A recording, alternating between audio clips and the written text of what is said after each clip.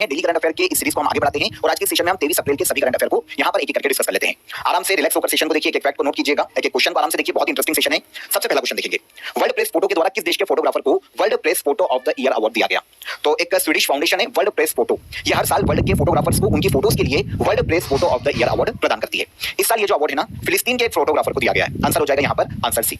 फिलिस्तीनी एक फोटोग्राफर है जिनका नाम है समर अबू एलोफ। इन्होंने एक बच्चे की फोटो खींची है। यहाँ पर आप इस फोटो को देखेंगे तो एक बच्चे की फोटो है जिसके हाथ नहीं है। ये गाजा का एक बच्चा है।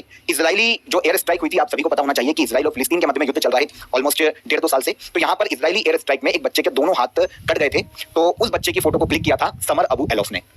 तो 9 साल का एक बच्चा था मोहम्मद एजोर, इसकी एक छवि प्रकाशित की गई थी, इसकी फोटो प्रकाशित की गई थी द न्यूयॉर्क टाइम्स में, है ना। मतलब समर अबू एलोफ का जो पिक्चर है द न्यूयॉर्क टाइम्स में प्रकाशित किया गया था, जो कहीं ना कहीं युद्ध की भयावह परिस्थिति को बताता है कि एक युद्ध जो है ना वो कैसे जिंदगियों को बर्बाद करता है, कैसे देशों को बर्बाद कर सकता है। आप सभी को पता होना चाहिए कि जो फिलिस्तीनी एक आतंकवादी ग्रुप है हमास, उसने हमला किया था इजराइल पर।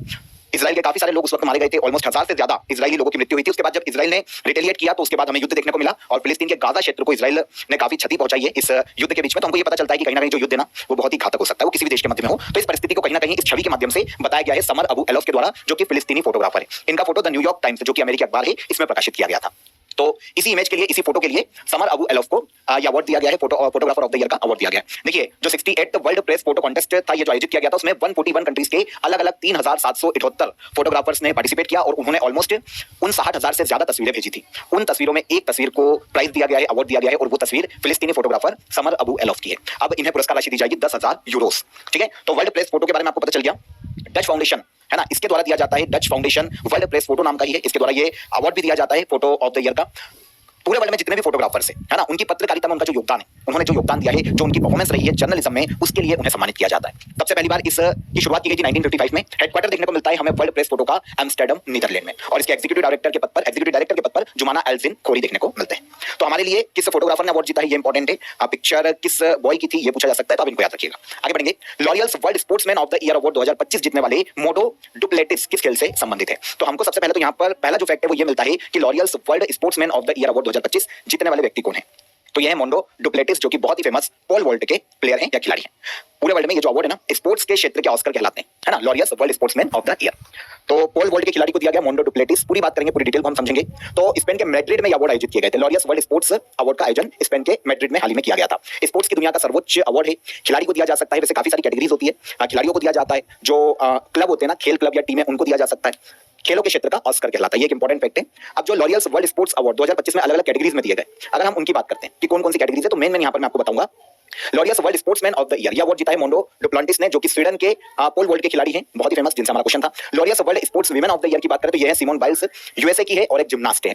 Laurels world team of the year का अवार्ड दिया गया रियल मैड्रिड, स्पेन का एक फुटबॉल क्लब है। Laureus world sports person with disability Jiang Yuan को अवार्ड दिया गया, चाइना के पैरा स्विमर है। इसके अलावा Laureus sporting icon award Rafael Nadal को दिया गया, स्पेन के टेनिस प्लेयर, और Laureus life time achievement award दिया गया है कैली स्लेटर को, जो कि यूएसए की एक सर्फिंग की खिलाड़ी है। तो ये अलग अलग कैटेगरीज में अवार्ड है। यहाँ पर सबसे ज्यादा जो अवार्ड हमें एग्जाम में देखने को मिला है एसएससी वगैरह में, वो 2 तरीके के देखने को मिले हैं, ऊपर के 2, लेकिन अदर एग्जाम में ये क्वेश्चन भी हमसे पूछे गए। तो यहाँ पर जितने भी मेन है वो मैंने आपको बता दिए। देखिए, अगर हम अवार्ड की बात करते हैं तो ये लॉरियल्स स्पोर्ट्स फाउंडेशन के द्वारा हर साल दिया जाता है स्पोर्ट्स के क्षेत्र में आउटस्टैंडिंग परफॉर्मेंस के आधार पर। शुरुआत की गई थी 1999 में।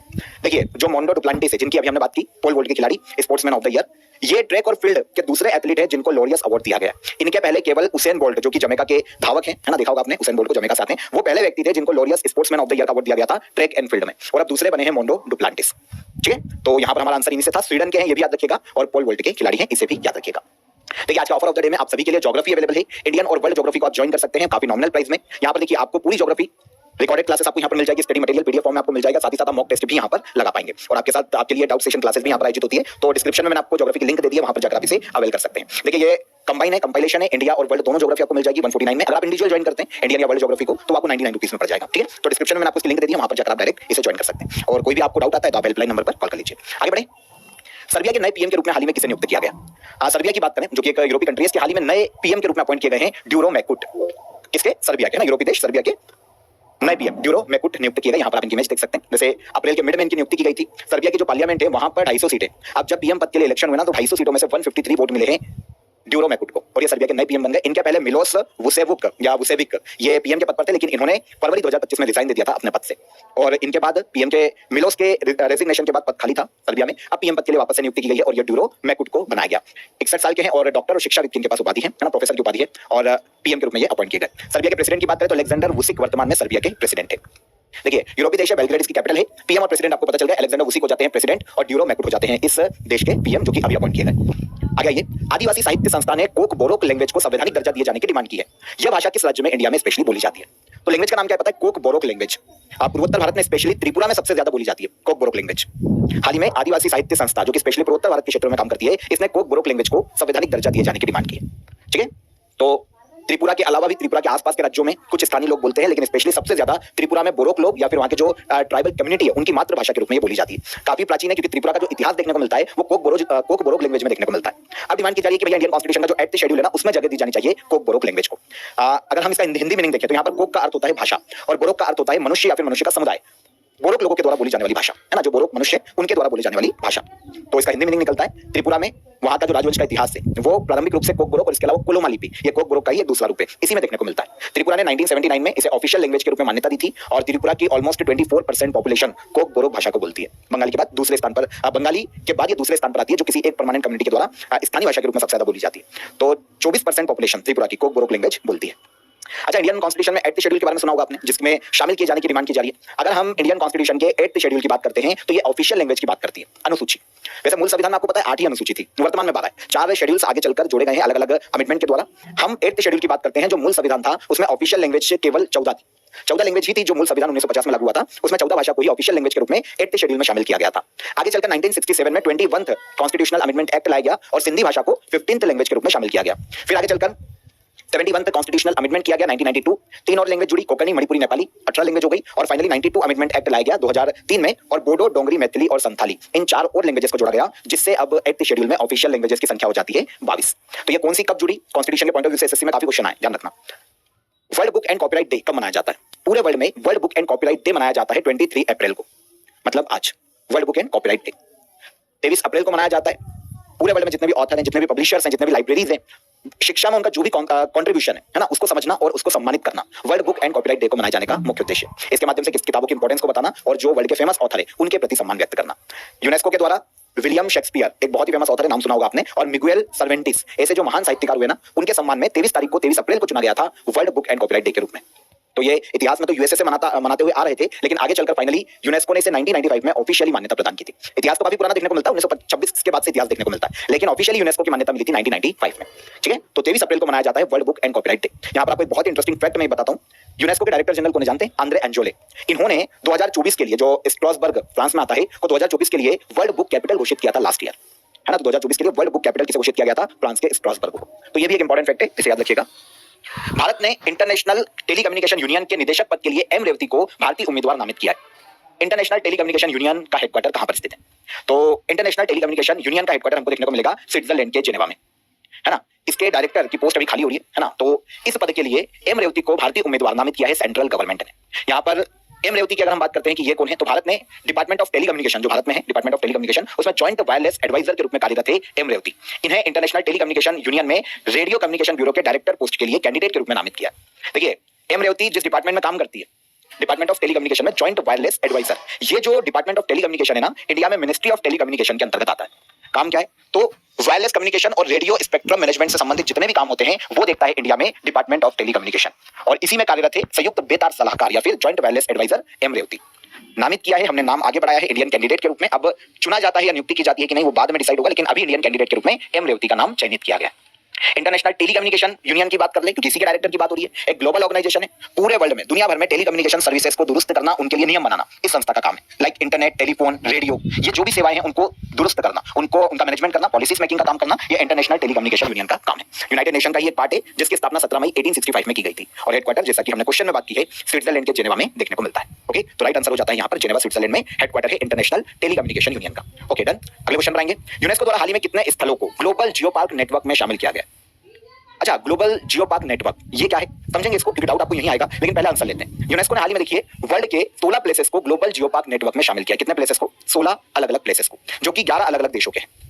देखिए, यूनेस्को ग्लोबल जियो पार्क इसको समझिए पहले। यूनेस्को के तहत स्थापित एक नॉन प्रॉफिटेबल इंटरनेशनल ऑर्गेनाइजेशन है ना, शुरुआत की गई थी यूनेस्को ने इसकी 2015 में international geoscience and geopark programme के एक कंपोनेंट के रूप में इसकी स्थापना की गई थी। वर्ल्ड के किसी भी प्लेस को ग्लोबल जियो पार्क नेटवर्क में शामिल किया जाता है।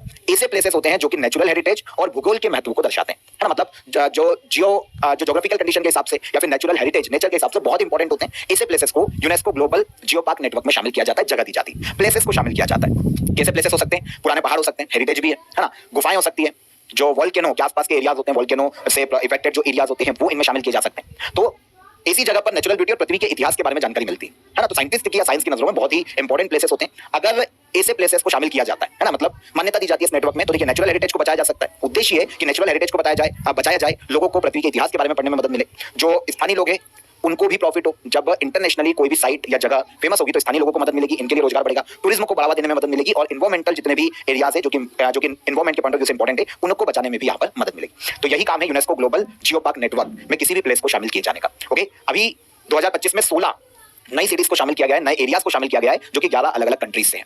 ओके, तो 2015 में शुरू किया गया था, 2025 में ये 10वीं एनिवर्सरी मनाई जा रही है। मैनेजमेंट कौन करता है? अगर नेटवर्क में किसी भी प्लेस को शामिल किया जाता है तो मैनेजमेंट नेशनल लॉ के तहत मान्यता प्राप्त किसी भी लीगल बॉडी को दिया जा सकता है उस देश की, है ना, और जो यूनेस्को है वो फंडिंग प्रोवाइड करता है। अब यहाँ पर बात आती है कि अगर किसी को इस नेटवर्क में शामिल कर लिया जाता है तो क्या हमेशा यूनेस्को ग्लोबल जियो पार्क की मान्यता बनी रहेगी? नहीं, ये मान्यता केवल 4 साल के लिए होती है। 4 साल के बाद इसे फिर से देखा जाएगा, फिर से इसकी निगरानी की जाएगी, फिर से इसका पुनर्मूल्यांकन किया जाएगा, और अगर फिर कंटिन्यू कर सकते हैं तो करेंगे, लेकिन 4 साल तक की मान्यता दी जाती है। ओके, अगर वर्तमान में यूनेस्को ग्लोबल जियो पार्क कितने प्लेसेस हैं इसमें शामिल, इसकी बात करें तो 50 देशों में 229 साइट्स हैं। 229 साइट्स को ग्लोबल जियो पार्क नेटवर्क में शामिल किया गया है। यहां पर आपको यह चीज पता होना चाहिए कि इंडिया का कोई भी प्लेस इस लिस्ट में अभी तक शामिल नहीं किया गया। ओके, विवाद के कारण चर्चा में रहा स्कारबोरो शॉल किस सागर में स्थित क्षेत्र है? तो स्कारबोरो शॉल ये जो पर्टिकुलर एरिया है हमको साउथ चाइना सी में देखने को मिलता है, दक्षिण चीन सागर, प्रशांत महासागर का पार्ट है ना। अब चाइना भाई एक तो वही होगा, सीधी सी बात है कि अगर साउथ चाइना सी में किसी भी क्षेत्र को लेकर विवाद है तो पहला जो एक साइड जो एक पक्ष है वो कौन होगा? चाइना होगा। अब दूसरा देश देखते हैं कि दूसरा कौन है। देखिए एक्चुअल में हुआ क्या है कि अगर हम फिलीपींस के पास एरिया को देखें ना तो ये हमको देखने को मिलेगा एक रीजन, और यहाँ पर छोटे छोटे आइलैंड देखने को मिलेंगे जिसे कहा जाता है स्कारबोरो शॉल, है ना। स्कारबोरो शॉल काफी सारे एरिया है, अलग अलग, एक स्प्रेटली आइलैंड देखने को मिल जाएगा, है ना, साबिना शॉल नाम का एरिया देखने को मिल जाएगा, सेकेंड थॉमस शॉल नाम के आइलैंड देखने को मिल जाएंगे। तो ये जो हम एरिया देख रहे हैं ना एक्चुअल में फिलीपींस और चाइना के मध्य में विवादित क्षेत्र है। अगर हम समुद्री एरिया देखें ना तो ये एरिया एक्चुअल में आता फिलीपींस के अधिकार क्षेत्र में, लेकिन चाइना दक्षिण चीन सागर पे पूरे एरिया पे अपना प्रभुत्व स्थापित करना चाहता है और वो सारे एरिया पे अपना दावा करता है। तो ऑब्वियसली बात है जो भी आइलैंड है उस पर चीन के साथ आसपास के देशों के विवाद होते रहते हैं। वियतनाम से हो गया, ताइवान से हो गया और फिलीपींस से हो गया। अभी जो स्कारबोरो शॉल का विवाद जो निकल के आ रहा है वो फिलीपींस और चाइना के मध्य में देखने को मिलता है, क्योंकि जो चाइना है ना वो 9 डैश लाइन को क्लेम करता है, उसी के द्वारा बनाई गई एक समुद्र में काल्पनिक रेखा है जो कहता है कि इस तरीके से जाती है, मतलब पूरा कवर हो जाता है दक्षिण चीन सागर। लेकिन एक्चुअल अगर हम जो अंतरराष्ट्रीय समुद्री ट्रीटी है ना, अगर हम उसमें डिवाइड करेंगे समुद्री क्षेत्र को तो ये कुछ इस तरीके से डिवाइड होना चाहिए जो यहाँ पर हम देख रहे हैं। फिलीपींस तो मान्यता देता है इसको, लेकिन चाइना इस लाइन को मान्यता नहीं देता। अगर देता तो फिर जो ये क्षेत्र है ये फिलीपींस के अंडर में आ जाता। तो अभी ये हुआ कि फिलीपींस और यूएसए के मध्य में एक जॉइंट नेवल एक्सरसाइज हुई थी इस द्वीप के पास में, स्कारबोरो शॉल जो समुद्री एरिया है उसके पास में। तो चीन ने फिलीपींस को चेताया कि भैया आप ऐसे क्षेत्रों में घुसपैठ मत करो, ये क्षेत्र हमारा है। तो फिलीपींस ने बोला भाई आपका ये तो हमारा क्षेत्र है। तो स्कारबोरो शॉल एरिया को लेकर दोनों देशों में मतभेद देखने को मिलता है। दक्षिण चीन सागर में ये पर्टिकुलर जल क्षेत्र देखने को, वाटर एरिया देखने को मिलता है। अगर हम दक्षिण चीन सागर की बात करें तो बहुत बड़ा प्रशांत महासागर का एक पार्ट है जो कि Brunei, Darussalam, Malaysia, Indonesia, Philippines, Singapore, Thailand, Vietnam और चाइना, इन सबसे लगता है समुद्री क्षेत्र। तो सारे एरिया पे चाइना अपना दावा करता है, पर ये सही नहीं हो सकता। स्कारबोरो तो आपको समझ में आ गया कि जो स्कारबोरो शॉल नाम का क्षेत्र है, जो आइलैंड है, वो दक्षिण चीन सागर में सबसे बड़े प्रवाल द्वीप है। ओके, फिलीपींस के पश्चिम में लगभग 220 किलोमीटर की दूरी पर फिलीपींस से देखने को मिलते हैं। फिलीपींस का एक्सक्लूसिव इकोनॉमिक जोन के अंतर्गत आते हैं ये। द्वीप को चाइना हुआंग यान द्वीप के नाम से पुकारता है और फिलीपींस पनाटांग शोल के नाम से पुकारता है, और इंटरनेशनल जो ऑर्गेनाइजेशन है वो कहते हैं इसे स्कारबोरो शोल के नाम से पुकारते हैं। 2012 से फिलीपींस का यहाँ पर कंट्रोल है, लेकिन चाइना और फिलीपींस के मध्य में ये विवादित है। हाल ही में किस मंत्रालय के अंतर्गत हेल्ड पहल शुरू की गई है? तो देखिए हेल्ड इनिशिएटिव की बात करें तो healthy liver education and alcohol associated liver disease prevention, इसका फुल फॉर्म है। ये इनिशिएटिव भारत के जो केंद्रीय गृह मंत्री है ना अमित शाह, उन्होंने लॉन्च किया है, क्योंकि ये मिनिस्ट्री ऑफ होम अफेयर्स के अंतर्गत शुरू किया गया। नाम से आपको समझ में आ जाएगा कि उद्देश्य क्या है। तो यूनियन मिनिस्टर है हमारे अमित शाह, इन्होंने हेल्थ इनिशिएटिव की शुरुआत की है ना, जो कि एजुकेशन, जांच, पॉलिसी रिफॉर्म, इनके माध्यम से लीवर से जुड़ी हुई बीमारियों को खत्म करना, लोगों को इसके प्रति अवेयर करना, और शराब के क्या नुकसान है, क्या दुष्प्रभाव है लीवर के लिए, इसके बारे में जागरूकता फैलाना इस योजना का, इस इनिशिएटिव का मुख्य उद्देश्य है। तो हील्ड या हेल्थ इनिशिएटिव को मिनिस्ट्री ऑफ होम अफेयर्स के द्वारा हाल ही में शुरू किया गया। ठीक है, मिनिस्ट्री कौन से इन्वॉल्व है, यही हमारा क्वेश्चन इंपॉर्टेंट था। मिनिस्ट्री ऑफ होम अफेयर, पूरा नाम मैंने आपको बता दिया है, healthy liver education and alcohol associated liver disease prevention, HEALD initiative का मुख्य उद्देश्य है। ठीक है, तो इंप्लीमेंटेशन कौन करवा रहा है? Institute of liver and biliary science, जो कि एक नई दिल्ली में स्थित है ना, दिल्ली गवर्नमेंट का एक प्रमुख संस्थान है, ये इसका इंप्लीमेंटेशन करवाएगा। ऑब्जेक्टिव लिवर फेल्योर को रोकना, देश में लिवर की बीमारी बढ़ती जा रही है, तो इससे संबंधित जो फेल्योर है, लिवर फेल्योर बहुत कॉमन होता जा रहा है, इसको रोकना, और इसका मेन कारण जो है ना वो शराब है। तो शराब के दुष्प्रभाव के बारे में लोगों को जागरूक करना। तो इनिशिएटिव का नाम पता चल गया आपको, हील्ड इनिशिएटिव, होम मिनिस्ट्री के द्वारा हाल ही में शुरू किया गया। लास्ट क्वेश्चन, विजडन क्रिकेटर अल्मनैक 2025 में मेंस कैटेगरी में क्रिकेटर ऑफ द ईयर का खिताब किस भारतीय खिलाड़ी को मिला है? आपको पता है अगर हम विजडन पत्रिका की बात करते हैं ना, तो ये क्रिकेट की बाइबिल कहलाती है, इंग्लैंड से प्रकाशित होती है क्रिकेट की बाइबिल। तो विजडन हर साल जो बेस्ट परफॉर्मर है क्रिकेट के क्षेत्र में उनको अवार्ड देता है, उनको अपनी लिस्ट में शामिल करता है। तो ये होते हैं विजडन क्रिकेटर अल्मनैक 2025। हाल ही में 2025 के लिए 2024 के परफॉर्मेंस के आधार पर क्रिकेटर्स को अवार्ड दिए गए, है ना। तो इसमें क्रिकेटर ऑफ द ईयर का जो अवार्ड है, जो किताब है, वो Indian player fast bowler Jasprit Bumrah को दिया गया। वैसे मेंस कैटेगरी और विमेंस कैटेगरी दोनों का cricketer of the year Wisden 2025 के द्वारा इंडिया के ही प्लेयर को दिया गया है। तो मेंस कैटेगरी में मिलता है जसप्रीत बुमराह को और विमेन कैटेगरी में दिया गया स्मृति मंधाना को। लास्ट ईयर दोनों ने ही 2024 में क्रिकेट में बहुत ही अच्छा परफॉर्मेंस दिया है ना। तो इसलिए male cricketer of the year और फीमेल क्रिकेटर या विमेन कैटेगरी में बेस्ट क्रिकेटर विजडन क्रिकेटर अल्मनैक 2025 से सम्मानित किए गए जसप्रीत बुमराह और स्मृति मंधाना। एक क्रिकेट खेलों में दिया जाने वाला एक प्रतिष्ठित अवार्ड है। विजडन पत्रिका को क्रिकेट की बाइबिल कहा जाता है, हर साल विजडन के द्वारा ये अवार्ड दिए जाते हैं। पहली देखिए यहाँ पर एक चीज हो रही है कि एक तो आपको मेंस और विमेंस कैटेगरी के अवार्ड हो गए, है ना। एक बेस्ट T20 क्रिकेटर का अवार्ड भी दिया गया विजडन 2025 में। ये वेस्ट इंडीज के विकेट कीपर को दिया गया, निकोलस पूरन, जिनका नाम है, वेस्ट इंडीज के प्लेयर है, okay, wicket keeper Nicholas Pooran. तो T20 क्रिकेटर विजडन 2025 में। अब ये तो इंडिविजुअल हो गए। एक विजडन क्या करता है, 5 क्रिकेटर ऑफ द ईयर की एक लिस्ट भी जारी करता है, 5 क्रिकेटर ऑफ द ईयर। ये अगर कोई इंडियन होता ना इसमें तो आप याद कर लेते, अदरवाइज आप छोड़ सकते हैं। हमारे मेन प्लेयर हो गए और इंडियन थे तो हमारा काम हो गया। लेकिन यहाँ पर हम देख लेते हैं कि यहाँ पर जब इंडियन होता है ना तो यहाँ से भी क्वेश्चन पूछा जाता है। तो 5 क्रिकेटर ऑफ द ईयर में 3 प्लेयर तो सूर्य काउंटी एक क्रिकेट क्लब इसके लिए खेलते हैं, इंग्लैंड के प्लेयर हैं, जैसे गस एटकिंसन, जेमी स्मिथ और डेन वॉरल, ये ऑस्ट्रेलियन इंग्लिश क्रिकेटर है। तो ये 3 तो हो गए सूर्य काउंटी के प्लेयर। और इसके अलावा हैम्पशायर, ये भी क्रिकेट क्लब है, इसके लिए लियाम डॉसन और इंग्लैंड के ही खिलाड़ी सोफी एक्लेस्टन। इन 5 प्लेयरों को 5 क्रिकेटर ऑफ द ईयर में जगह दी है। देखिए सारे ये इंग्लैंड के ही क्रिकेटर अलग अलग क्लब के लिए खेल रहे हैं, तो आप इनको छोड़ सकते हो। आप जो मेन है हमारे men's cricketer of the year Wisden 2025 में और women's cricketer of the year Wisden 2025 Jasprit Bumrah और स्मृति मंधाना, इन दोनों को याद कर लो, काम हो जाएगा। डन। तो यहाँ पर हमने 23 अप्रैल के सभी करंट अफेयर को डिटेल में डिस्कस किया, एक एक क्वेश्चन को समझा, एक फैक्ट को समझा। अब हम चलते हैं लास्ट डे के करंट अफेयर के रिवीजन पर, है ना। क्वेश्चन आंसर देखेंगे, कल के सेशन के हैं। उपराष्ट्रपति जगदीप धनखड़ ने किस आर्टिकल को डेमोक्रेसी के खिलाफ न्यूक्लियर मिसाइल कहा था? तो ये आर्टिकल है आर्टिकल 142, जो कि सुप्रीम कोर्ट का पावर है। एक्सरसाइज डेजर्ट फ्लैग 10 बहुराष्ट्रीय वायु युद्ध अभ्यास का आयोजन कहां किया जा रहा है? तो इसका आयोजन किया जा रहा है संयुक्त अरब अमीरात में। ऑस्कर अवार्ड 2028 से एक नई पुरस्कार श्रेणी कौन सी जोड़ी जाएगी ऑस्कर अवार्ड में 2028 में? तो बेस्ट स्टंट डिजाइन की कैटेगरी को जोड़ा जाएगा। हाल ही में दुनिया का सबसे ऊंचा पुल किस देश में बनाया गया है? तो ये बनाया गया है चाइना में। पोप फ्रांसिस का हाल ही में निधन हो गया, यह किस देश से संबंधित थे? तो पोप फ्रांसिस संबंधित थे वेटिकन सिटी, और एक अर्जेंटीना के रहने वाले थे और वेटिकन सिटी से संबंधित थे। दुनिया का सबसे ऊंचा दर्रा उम्बलिंग लॉ कहां पर स्थित है? तो यह स्थित है हमारा लद्दाख में। हाल ही में ब्रिक्स कृषि मंत्रियों की बैठक में भूमि शरण, मरुस्थलीकरण और मिट्टी की उर्वरता की हानि से निपटने के लिए कौन सा समझौता शुरू किया गया? तो ब्रिक्स लैंड रिस्टोरेशन पार्टनरशिप को शुरू किया गया। कलेगनर केविनई तिट्टम योजना कहां लॉन्च की गई? तो इसे लॉन्च किया गया है तमिलनाडु राज्य में। महिला संवाद अभियान किस राज्य में शुरू किया गया? इसे शुरू किया गया है बिहार राज्य में।